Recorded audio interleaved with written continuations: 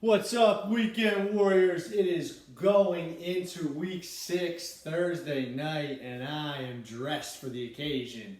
Been looking for an excuse to wear this tie. Not sure if it goes with this outfit, but feels pretty good and giving me some good vibes, so I don't really care. I like it. Yes, this is the official Overs Club tie, and I'm not going to get too ahead of myself, start blurting out picks, but first and foremost, we are in the thick of it, boys. It is the depths of fantasy football season. It only took 4 or 5 weeks heading into week 6 now, and man, it is Thursday, and that's the witching hour day. Shout out Chris Hansen, Scott Hansen, whatever his name is. The witching hour day for injury news. A lot of times veterans get Wednesdays off and they return to practice Thursday. Big names not practicing. We'll get to it, but throwing out some names. DeAndre Hopkins, Justin Jefferson, Allen Robinson, Joe Mixon. I could probably rattle off another 12 or 13 names of guys. Nick Chubb, Kareem Hunt. Guys that will probably play this week, but at this point you're like kind of looking at the panic button and seeing what your other options are. So that plus bye week starting this week. And, the bye-pocalypse, they call it, as far as, or bye-week blues, if you will.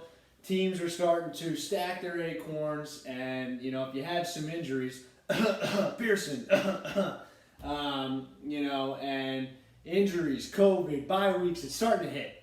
So, and it doesn't necessarily have to be a devastating injury, it could be a nagging injury. So we're in the thick of it, boys, and this is where they separate the boys from the men. So we'll get into this, but quick recap of last week. The commish, his predictions for the league. I predicted Terry to win over Kevin, and boy did he. 202 points for Terry.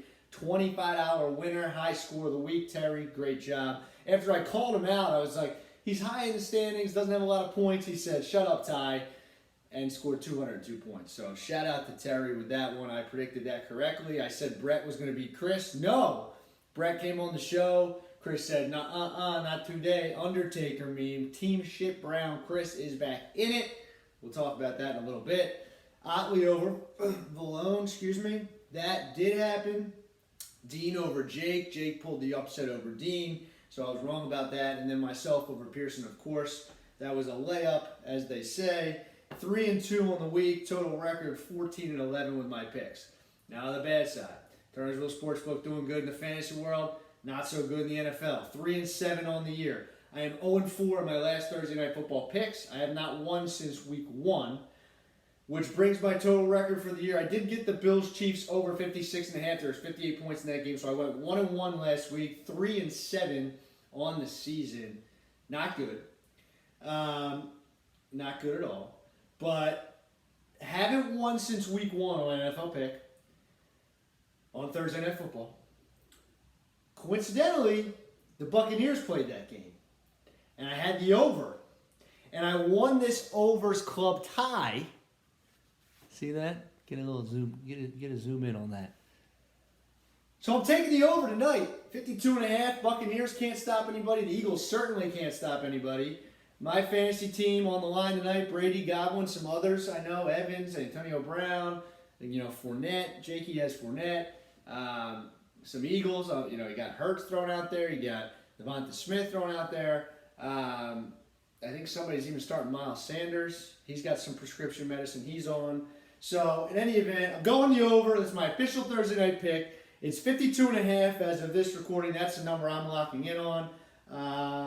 And I'm writing it down as we speak. So, we'll get into my other pick later on, but just another week 2 on the fad. Last week, big move with Pearson. Things changed like the wind, just to interject for a second. Things changed like the wind. Damian Williams locked into a role in Chicago. Now all of a sudden, he's on the COVID list. He can still play Sunday, but now Khalil Herbert's the guy for the moment. Good pickup with Kevin.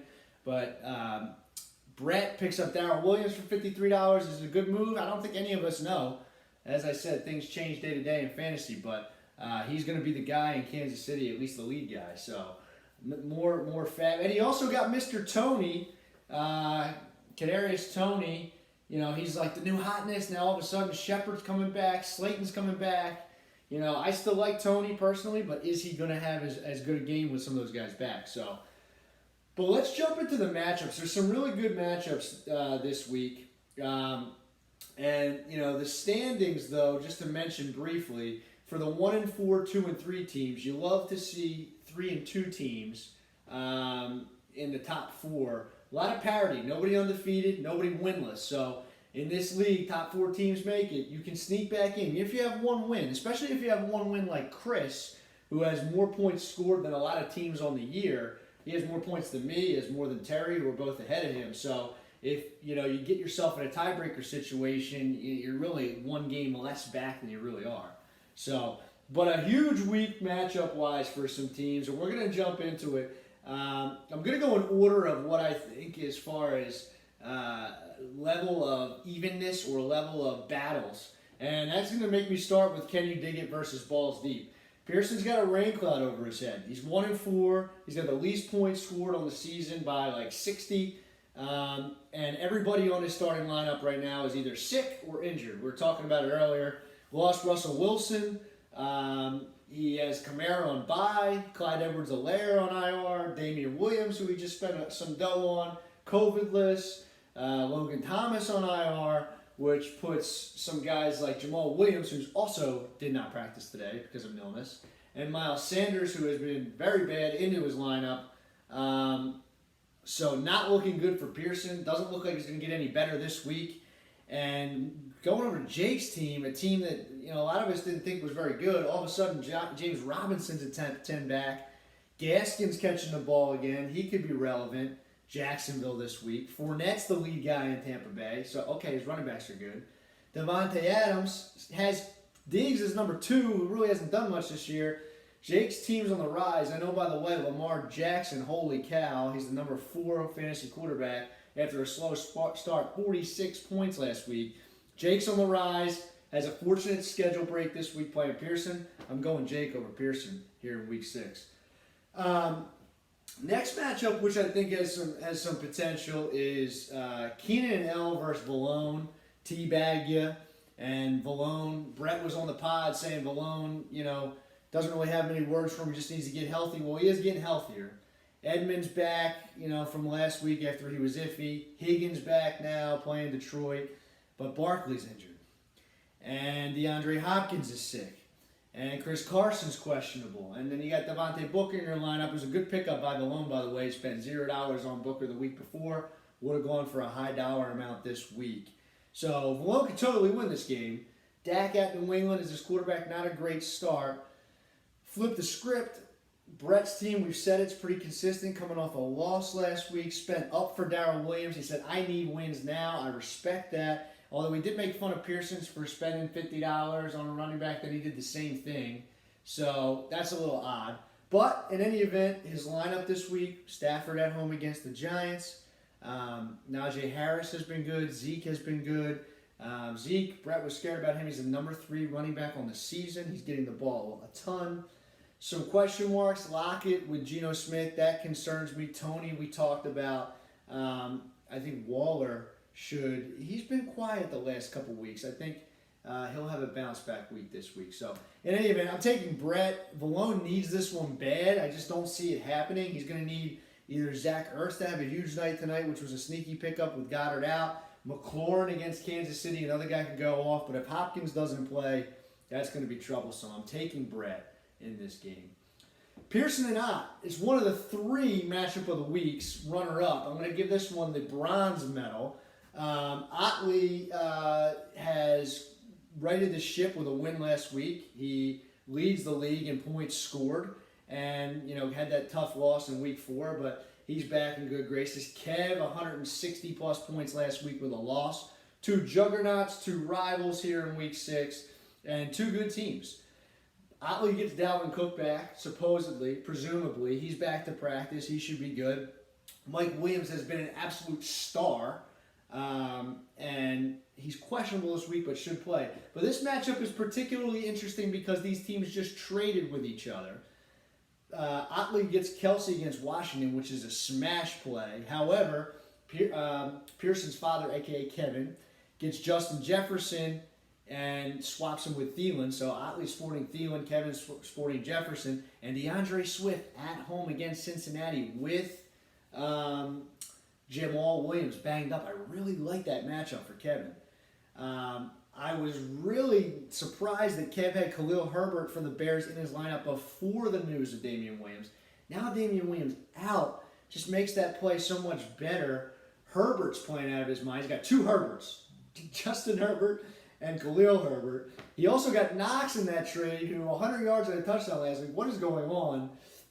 I think Kevin wins this game because of the trade that he made. I think Dalvin gets eased back into it. I think Otley not having a secure number 2 running back hurts him. And I think Kevin, I'm not sure about season long. Season long, Otley might win that trade. I don't know. But this week, I think it helps Kevin big time. One thing to watch out, Mike Evans tonight. Mike Evans got to start him playing Darius Slay. Will he shadow him? Will he shut him down and make Brady use somebody else? I'm going Kev versus Al in week 6. Moving on to the other matchup of the week runner-up, and you're just thinking, I'm going in order of competitiveness, and now I'm talking about Chris T. Yes, Chris T. I'm back on the Chris T train. He silenced the haters with a win last week. He stayed in it. He's on cloud 9. He's talking to me about injury news. He's plugged in. He's ready to go. And guys that are on the up, Claypool, now with Juju out. Hollywood Brown, the number 6 wide receiver on the season. Dalton Schultz, a great pickup by Chris, the number 5 tight end on the season. Mixon back and healthy this week, playing the Lions, presumably. He didn't practice today. But Jamar Chase, guys, pair that with Kyler Murray if he's healthy. Austin Eckler, the number 2 running back in the league. Chris has a good team. We've said it all along. He's finally winning games. Dean scored a bunch of points last week. Mahomes let him down. He scored 17 points. Lamar Jackson for Jake scored 46. And Jake edged Dean. Mahomes will have a bounce back this week. The Chiefs will win -6.5. Book it. Washington not on their level. The Chiefs are pissed off. They're 2-3. Chiefs lock of the week. -6.5. A team that does not historically cover, they cover this week in a big way. That's your pick. So he has a bounce back game. The biggest smash play in your DFS lineups, Darrell Henderson at the Giants. I love that matchup. Metcalf with Geno. I'm more worried about Lockett because Metcalf's a big guy. He will be targeted. A player to watch tonight, Devonta Smith against Chris. Chris actually did well last Thursday night against Brett. Historically hasn't. But the reason why I'm picking Chris in this matchup, and that might surprise you because I said I wouldn't pick Chris again until he won a game. He won a game. I don't think Christian McCaffrey plays this week. I did 2 days ago. What I'm reading, what I'm seeing, they're going to wait another week. And Dean with McCaffrey in his lineup versus either Tyler Boyd or James Conner or Devontae Parker, it's just such a huge drop-off for him.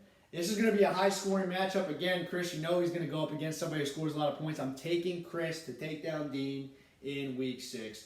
And that brings me to the actual matchup of the week. I don't like to throw my team in it a lot. I like to keep it open, but it's warranted this week. The first place, your source right here, your guy, in first, ahead of Terry by 1 full 0.4 on the season versus the second place team and the only other 4-1 team, Terry.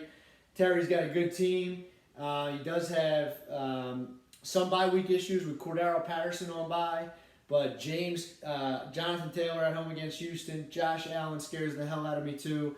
Mark Andrews all of a sudden coming off a 40-point tight end week. What? So Terry has a good team. Myself, keep riding Brady on the road today. He's about 15 minutes from the house probably right now getting ready. Does he have a bad thumb? I don't think so. I think he's fine. Need him to hook up with Godwin. Derrick Henry, tough matchup this week. Going against the number 1 team against running backs this year, but it doesn't matter. It's Derrick Henry. I'm going to pick myself. I think Tampa Bay gets me off to a good start. I think Terry has a very, very good team. I haven't given him enough credit to this point. And I think I take him down, but I would not be surprised if he beat me. So there you go. There you have it. Your predictions, your commish. Take the over tonight. The overs club, baby. And take your Chiefs this Sunday. I'm going for a 2-0 to get myself back to 5-7.